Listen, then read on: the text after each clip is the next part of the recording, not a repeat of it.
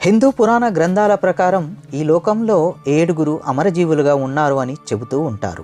ఈరోజు మనం చెప్పుకోబోయే ఈ 7 చిరంజీవులు సత్యయుగం, ద్వాపరయుగం, త్రేతాయుగం నాటి వారు. మరణాన్ని కూడా ఓడించిన ఈ సప్త చిరంజీవులు శాపం వల్లో లేదా వరం వల్లో చిరంజీవులుగా ఉన్నారు. వీరి అసలు కథల గురించి తెలుసుకుందాము. జీవన మరణ చక్రాన్ని ఓడించి ఇప్పటికి బతికున్న ఈ 7 ఎందుకోసం బతికి ఉన్నారు, ఎవరి కోసం వేచి చూస్తున్నారు, అసలు ఈ 7 ఎక్కడున్నారు, ఏ రూపంలో ఉన్నారు, మన ముందుకు వస్తే ఏమవుతుంది, సత్యయుగం నుంచి కలియుగం వరకు జీవించి ఉండే ఈ 7 కథలు చూద్దాం. నిజంగానే కలియుగంతో సృష్టి అంతరించిపోతుందా? కలికి నిజంగానే మళ్ళీ పుడతాడా? అసలు కలికి ఎవరు? ఈ వీడియో అయితే చాలా ఇంట్రెస్టింగ్గా ఉండబోతుంది. చివరి వరకు అస్సలు మిస్ కాకండి.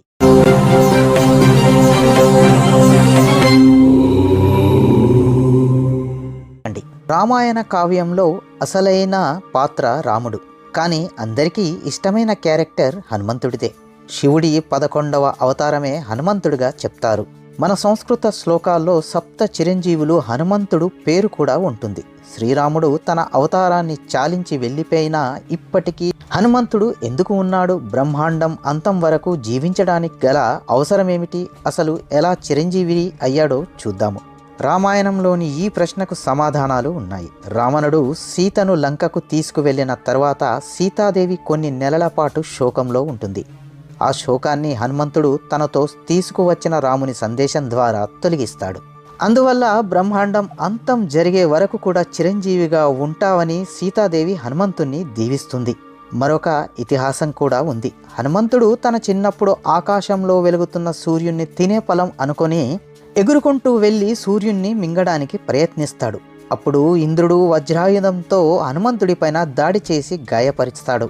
సృహ కోల్పోయిన హనుమంతుణ్ణి చూసిన పవనదేవుడు కోపంతో మొత్తం భూమండలాన్ని స్తంభింపజేస్తాడు. గాలి లేక భూమిపై మనుషులు, జంతువులు అల్లాడిపోతారు. అప్పుడు బ్రహ్మ మరియు దేవతలు అందరూ ప్రత్యక్షమై హనుమంతుడికి చిరంజీవత్వాన్ని ప్రసాదిస్తారు. ఈ బ్రహ్మాండం అంతరించే వరకు చిరంజీవిగా ఉంటాడు అని దీవిస్తాడు.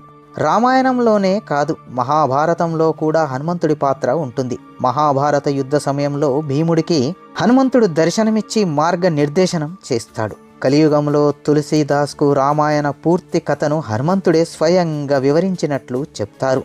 రామచరిత మానస్ కావ్య రచన హనుమంతుడి వల్లే జరిగిందట. అలాగే హనుమాన్ చాలీసా కూడా రచించగలిగాడు తులసీదాసు. శ్రీరాముడు అవతారం చాలించినా గాని హనుమాన్ నిరీక్షణ అంత విష్ణుమూర్తి ఆఖరి అవతారమైన కలికి కోసమే అని మన పురాణాలు చెబుతున్నాయి. కలికి అవతారంలో ఉన్న విష్ణుమూర్తికి కలిని అంతం చేసే సమయంలో తోడుగా ఉండటానికి వేచి చూస్తూ ఉన్నాడు పరశురాముడు మహావిష్ణువు యొక్క 6వ అవతారం. రేణుక జమదగ్నిల కుమారుడు. పరశురాముడికి స్వయంగా శివుడే కలరాయి పట్టు అనే విద్యని నేర్పిస్తాడట. అప్పుడే ఒక గొడ్డలిని బహుమతిగా కూడా ఇస్తాడు. అదే పాశురం. పరశురాముడి తండ్రిని కార్తవీర్యార్జునుడు అనే క్షత్రియుడు తల నరికి చంపేస్తాడు. దీంతో ఆగ్రహించిన పరశురాముడు కోట్ల మంది క్షత్రియుల్ని చంపుతాడు. భీష్ముడు, ద్రోణాచార్యుడు, కర్ణుడికి పరశురాముడే గురువు. కలికి పురాణం ప్రకారం కలియుగంలో అవతరించే కలికి అవతారానికి కూడా గురువుగా పరశురాముడే ఉంటాడని, అతడే అన్ని విద్యల్ని కలికి నేర్పిస్తాడు అని చెప్పబడింది. విష్ణుమూర్తి ఆఖరి అవతారమైన కలికి కోసం వేచి చూస్తూ పరశురాముడు మహేంద్ర పర్వతం పైన తపస్సు చేస్తూ ఉంటాడు అని పురాణాలు చెప్తూ ఉన్నాయి. అశ్వత్థామ మహాభారతంలోని ఒక ముఖ్యమైన పాత్ర. ఇతను చాలా బలవంతుడు. పాండవులు, కౌరవుల గురువు అయిన ద్రోణాచార్యుడి కొడుకు. అశ్వత్థామ పురాణాల ప్రకారం అశ్వత్థామ గొప్ప యోధుడు, 64 కళల్లో ప్రావీణ్యుడు. మహాభారత కావ్యం ప్రకారం కురుక్షేత్ర యుద్ధంలో అశ్వత్థామ కౌరవుల తరపున పాండవులతో యుద్ధం చేస్తాడు. పాండవులను హతమార్చడానికి పథకాలు రూపొందిస్తాడు. కానీ అప్పటికే శ్రీకృష్ణుడు పాండవులను గంగానది తీరానికి తరలిస్తాడు. అది తెలిసి అశ్వత్థామ గుడారంలో నిద్రపోతున్న ఉప పాండవుల్ని అత్యంత కిరాతకంగా చంపేస్తాడు. ఈ విషయం తెలుసుకున్న అర్జునుడు అశ్వత్థామను చంపడానికి వెంబడిస్తాడు. అప్పుడు అశ్వత్థామ అర్జునుడిపై బ్రహ్మాస్త్రాన్ని ప్రయోగిస్తాడు. శ్రీకృష్ణుని సలహా మేరకు అర్జునుడు కూడా అశ్వత్థామపై బ్రహ్మాస్త్రం ప్రయోగిస్తాడు. ఈ 2 బ్రహ్మాస్త్రాలు ఢీకొంటే బ్రహ్మాండమంతా నాశనం అయిపోతుందని వ్యాస మహర్షి అడ్డుకొని ఆ బ్రహ్మాస్త్రాల్ని ఇద్దరిని వెనక్కి తీసుకోమని చెప్తాడు.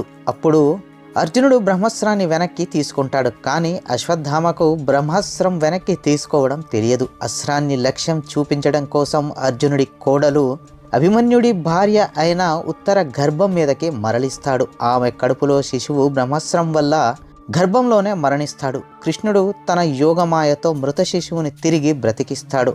ఆ శిశువే పాండవుల మనవడు పరీక్షిత్తుడు. కోపోద్రిక్తుడైన కృష్ణుడు అశ్వత్థామను కలియుగాంతం వరకు కుష్ఠరోగిగా రక్తం కారుతున్న గాయాలతో అడవులు పట్టి తిరుగుతూ అత్యంత హీనంగా బతుకుతామని శపిస్తాడు. శ్రీకృష్ణుని శాపం వల్ల అశ్వత్థామ సప్త చిరంజీవుల్లో ఒకరిగా ఉన్నాడు. విభీషణుడు లంకాధిపతి రావణాసురుడి తమ్ముడు. రావణాసురుడు సీతను అపహరించి లంకలో బంధిస్తాడు. విభీషణుడు పరస్త్రీని అపహరించడం ధర్మం కాదని తన అన్న రావణాసురుడికి చెప్తాడు. ఎదురు చెప్పినందుకు విభీషణుడిని ఆగ్రహంతో రావణాసురుడు అవమానిస్తాడు.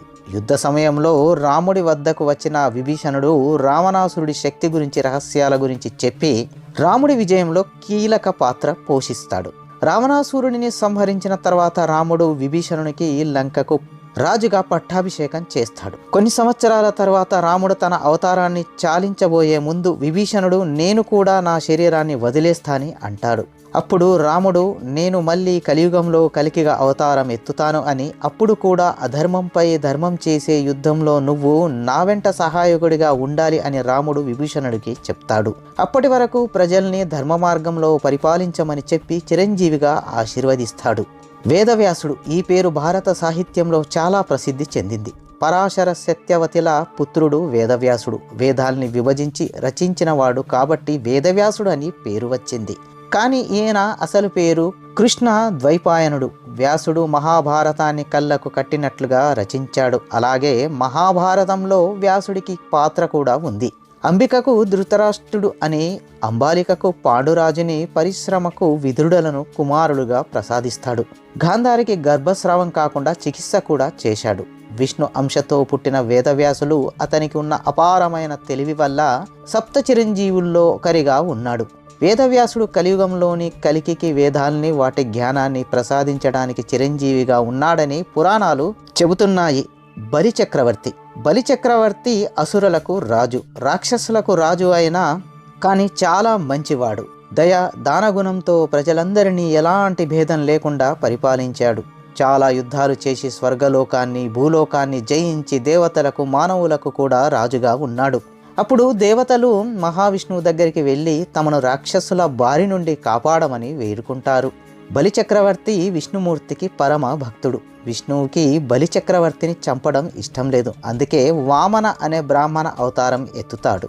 బలిచక్రవర్తి అశ్వమేధ యాగం చేశాక అందరికీ బహుమతులు ఇస్తూ ఉంటాడు. ఆ సమయంలోనే వామనుడు బలిచక్రవర్తిని 3 అడుగుల భూమి కావాలని కోరుతాడు. 3 అడుగులే కదా తీసుకోమని చక్రవర్తి తీసుకోమంటారు.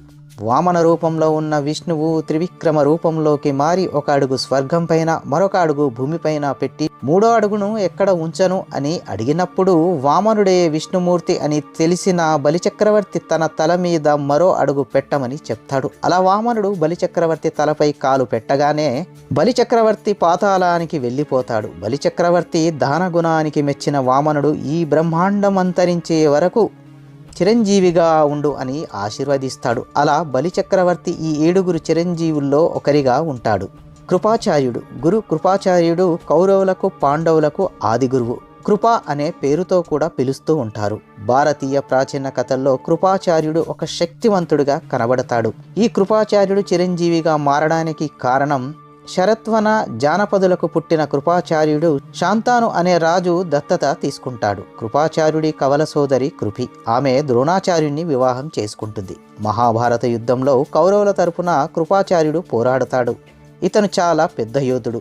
ఒకేసారి 60,000 మంది సైన్యంతో పోరాడుతాడు.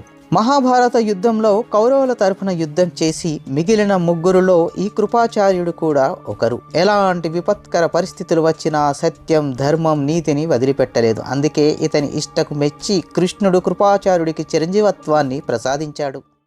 ఫ్రెండ్స్, ఈ వీడియో మీకు నచ్చినట్లయితే వీడియోను లైక్ చేయండి. అలాగే ఇలాంటి ఇంట్రెస్టింగ్ భక్తి వీడియోల కోసం ఛానల్ను ఇప్పుడే సబ్స్క్రైబ్ చేసి పక్కన ఉన్న బెల్ ఐకాన్ కూడా యాక్టివేట్ చేయండి. ఎందుకంటే ఇలాంటి ఇంట్రెస్టింగ్ భక్తి వీడియోలు కొత్తగా మేము ఏది అప్లోడ్ చేసినా వెంటనే మీకు నోటిఫికేషన్ లాగా వస్తుంది. అలాగే వీడియోను లైక్ చేయండి, షేర్ చేయండి, 10 మందికి తెలియజేయండి. మీ యొక్క అమూల్యమైన సూచనలను, సలహాలను మరియు అభిప్రాయాలను కామెంట్ రూపంలో మాకు తెలియజేయండి.